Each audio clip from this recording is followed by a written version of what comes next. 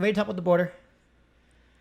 We're back at the border, baby. Ready to get sad, Nash? Literally talking about border babies. I didn't even know this was happening. So a Tuesday filing update from the ACLU and Department of Justice, we're big on the Justice Department this week, revealed that that a steering committee in charge of reuniting families that were separated at the U.S.-Mexico border has not been able to find parents of 545, easy for me to say, 545 separated children.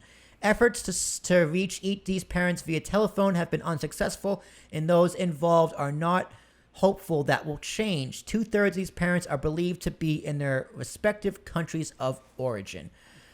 So far, parents of 485 kids have been reached, so there was a total of about 1,000 kids missing, separated, and 485 have been reached and reunited. Finding these parents is already a complicated process and makes it even more strenuous by the coronavirus pandemic. On the ground, searches were suspended because of COVID, but now have picked up in limited capacity. So, Nash, I want to ask you your thoughts, but I mean, I can't imagine they're going to be anything positive. What do you mean? This is a tragedy. Is it bad? Without a doubt. Was it avoidable? Fuck yeah, it was. What do you mean?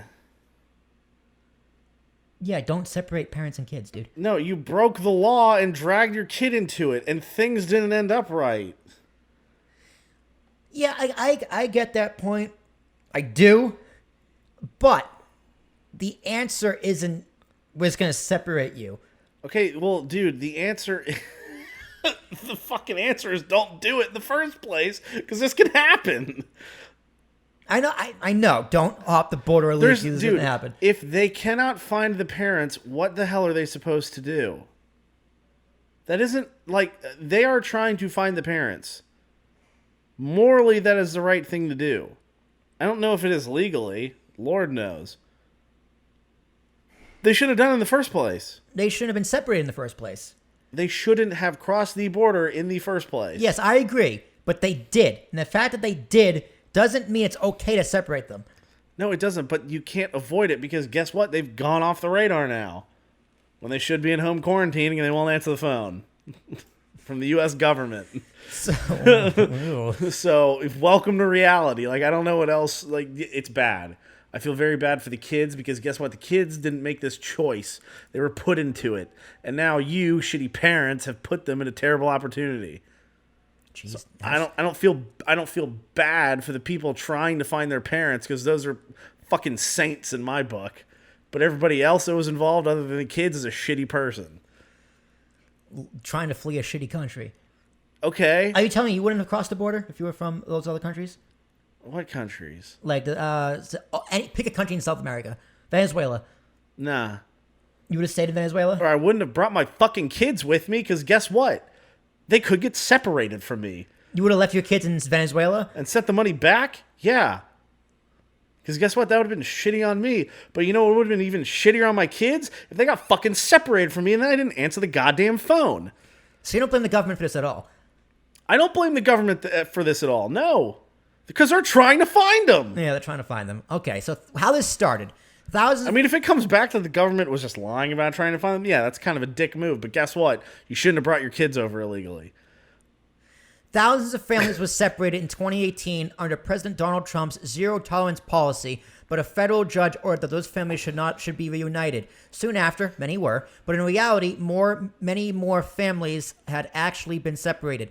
Some of the families that have been contacted have elected to keep their children in the U.S. with the family members or sponsors, quote, due to fear of what will happen to their children if they return to their home countries. That's never to claim asylum. Yeah, I think most of these people were trying to claim asylum, and they got separated. I don't know that. You can fact check me on that, please.